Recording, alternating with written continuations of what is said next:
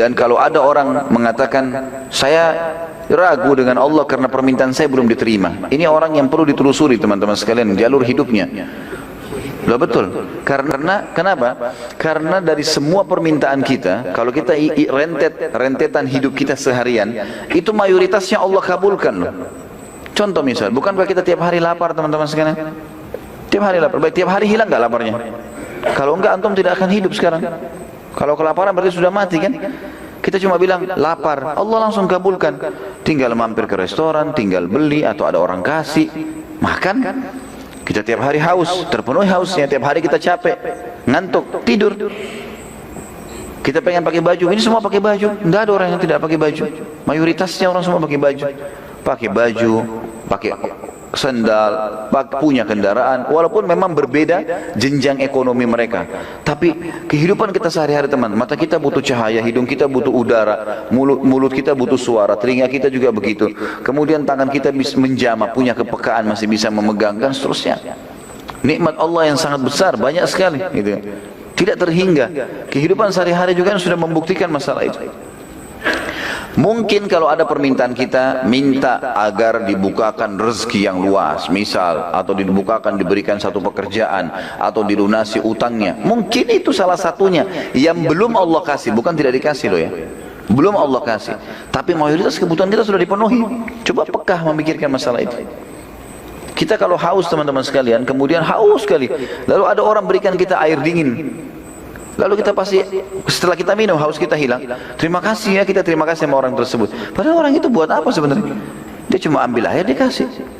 Kita nggak berpikir lebih jauh.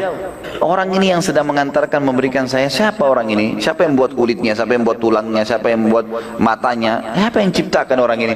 Siapa yang ciptakan air itu? Siapa yang membuat sistem ini ada? Saya punya rasa lapar, dia punya rasa kesian, saya punya rasa haus, dia punya, kemudian saya minum. Dan siapa yang menghilangkan dahaga? Siapa yang membuat cairan itu bisa masuk dan hanya menghilangkan dahaga? Dan kalau kita rentet semuanya dari mana? Yang tidak mungkin sistem ini terjadi begitu saja tanpa ada penciptanya. Sementara Allah Azza wa Jalla dengan kemahamurahannya hanya menyuruh kita menikmati dan berterima kasih. Itu saja. Lapar silakan pilih yang kamu suka, tapi halal ya, makan, kunyah, nikmati, telan, habis itu selesai, nggak ada urusan kamu. Masuk dalam tenggorokan kita, semua diproses alami, selesai. Gitu kan? Yang mana jadi kotoran, yang mana jadi nikmat, ya, yang mana jadi energi maksud saya. Ini semua sudah diatur dengan sistem. Yang tidak dibutuhkan tubuh dibuang. Kita tiba-tiba punya rasa mules, kotoran yang luar biasa berbahaya, berbakteri. Diciptakan sistemnya oleh Sang Pencipta Allah. Bagaimana dia membuangnya? Dia merasa mules, dia tidak bisa tahan, kemudian dia harus buang. Misal. Terus begitu, roda kehidupan berjalan, dan ini semua sistem dengan begitu rapi teratur. Kemudian dikatakan fasayudkhiluhum fi rahmatin minhu wa fadl, yang artinya niscaya Allah akan memasukkan mereka ke dalam rahmat yang besar. Rahmat di dunia diberikan karunia yang luar biasa, dan di akhirat masuk surga, dan limpahan karunia yang banyak, yakni Allah akan melimpahkan kepada mereka dengan rahmat yang khusus, lalu memberi mereka taufik untuk melakukan kebajikan-kebajikan dan memberikan pahala kepada mereka. Allah memudahkan dia hidup, Allah yang mudah pandu dia mana baik mana buruk, Allah juga yang memudahkan dia punya energi, punya kesempatan, punya waktu untuk mengerjakan kebaikan dan mengejar apa yang telah Allah janjikan buat mereka. Sudah itu dikasih pahala yang sangat besar, gitu kan. Serta menghindarkan mereka dari bencana dan perkara-perkara yang tidak menyenangkan. Berapa banyak masalah yang kita hadapi dalam seharian teman-teman sekalian, yang kita berhasil lolos darinya. Kalau kita mau bicara masalah manusia ini, melindungi diri mereka repot sekali loh. Teman-teman yang suka pakai motor misalnya, kita jalan, kalau helmnya tidak, mungkin kadang-kadang kita angkat kacanya atau tutupan plastiknya, misalnya tutupan matanya kita angkat, maka terbuka, udara dengan sangat kencangnya kena ke wajah kita. Kira-kira teman-teman, ada jaminan kita nggak kena bakteri, kita nggak kena batu, nggak kena pasir atau... Tapi selama ini tidak ada masalah orang jalan. Dari mana kita bisa dapat jaminan teman-teman? Ini kalau ada racun misalnya di udara, terkontaminasi dengan udara, lalu dihirup oleh manusia, yang tiba-tiba dia bisa meninggal. Padahal kita ini hidup, jalan ke sana, jalan ke sini, semuanya terjaga sebenarnya, dengan rapi. Ya. Bagaimana manusia tidak memikirkan masalah itu? Allah subhanahu wa ta'ala melindungi mereka, menciptakan mereka, menyiapkan fasilitas buat mereka, dan mayoritas yang mereka minta diberikan. Ada yang Allah belum kasih karena Allah menginginkan dia lebih banyak memohon, lebih banyak merengek, gitu kan. Cobaan pun kalau datang kepada mereka lebih banyak nikmat daripada cobaan. Terbukti dari sepanjang hidup kita, teman-teman yang hadir di sini, mana lebih banyak, kita sehat atau sakit? Lebih banyak kita sehat.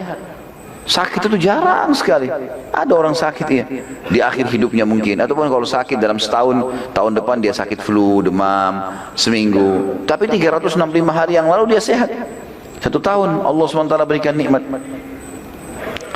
Kemudian lanjutan ayat, wa yahdihim ilaihi siratan mustaqima, dan dia menunjuki kepada mereka jalan lurus untuk sampai kepadanya, yakni memberi mereka taufik. Taufik maksudnya kemudahan untuk berilmu dan beramal, mengetahui yang hak dan mengamalkannya. Asal dia mau saja pelajari, Allah akan kasih dia. Saksi bahasan kita dalam surah An-Nisa 175 ada kalimat rahmat. Fasayudkhiluhum fi rahmatin minhu. Pasti Allah akan masukkan dan karunia kepada mereka rahmatnya. Yang lain adalah surah Al-Jathiyah ayat 30.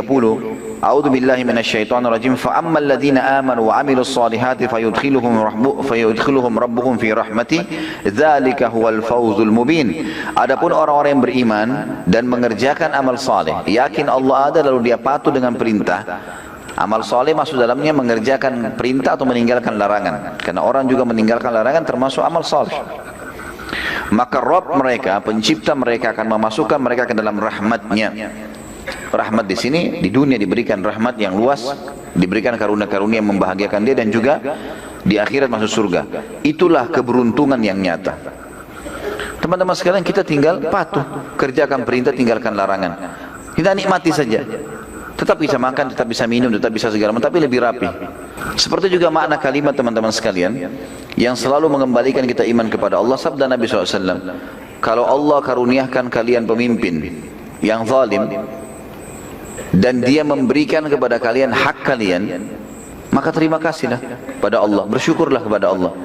Dan hak kalian yang belum kalian dapatkan darinya, mintalah langsung kepada Allah.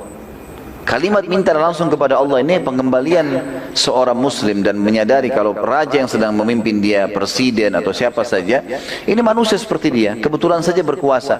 Tetapi kalau ada kebutuhan dia yang belum dikasih, maka dia minta langsung kepada raja yang sebenarnya Allah.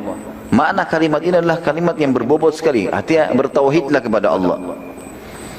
Saksi bahasan kita adalah Allah kalau dia beriman dan beramal saleh akan memasukkan ke dalam rahmatnya. Juga firman Allah subhanahu wa ta'ala dalam surah Al-Hadid ayat 28, mengimani Allah ini ya, maksudnya Allah itu ada.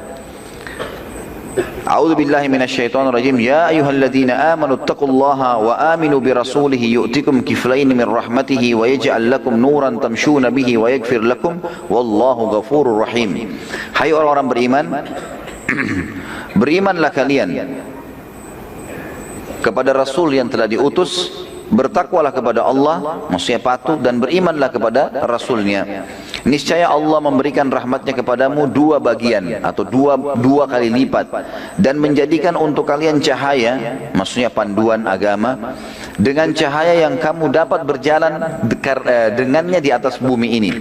Dan dia mengampuni semua kesalahan kalian, dan Allah maha pengampun lagi maha penyayang. Saksi bahasan kita adalah dia akan memberikan rahmatnya 2 kali lipat bagi orang yang beriman tentang keberadaan Allah.